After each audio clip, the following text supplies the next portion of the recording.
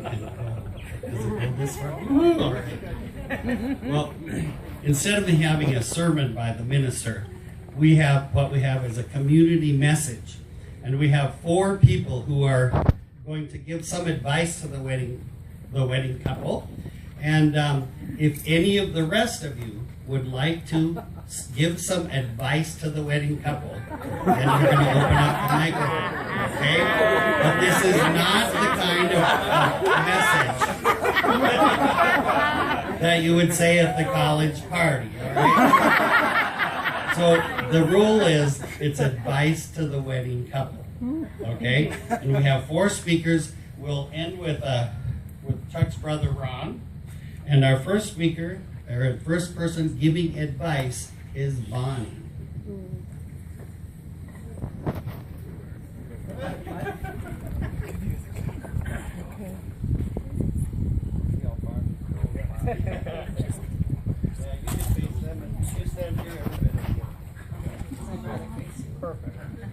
So, first of all, Jim and I want to thank you for asking us to be part of your day. We're very humbled and very honored that you would think that there might be some words of advice that we might be able to share that you haven't already figured out in the last 14 years. But you asked. So, really first one, when Jim and I sat down and talked about this, the first one was, take care of the friendship that you started with. That's what brought you here today. It's the most important part of your relationship.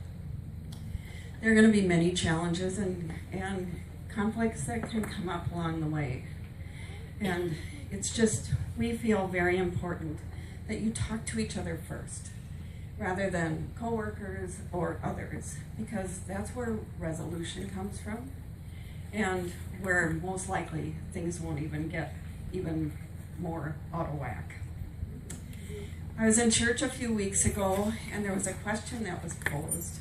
And the question was, what does love look like? And I kind of walked away from there and thought about the question I would pose is, what does lasting love look like? And there are a couple things I've read over the years that have kind of stuck with me. The first is, choose to love your spouse every day. And secondly, loving has expressed itself in many different ways.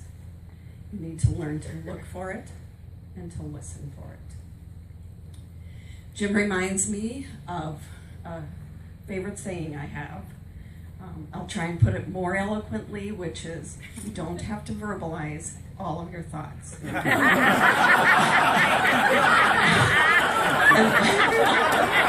And the way it often comes out is, what's on your mind doesn't have to come out your mouth.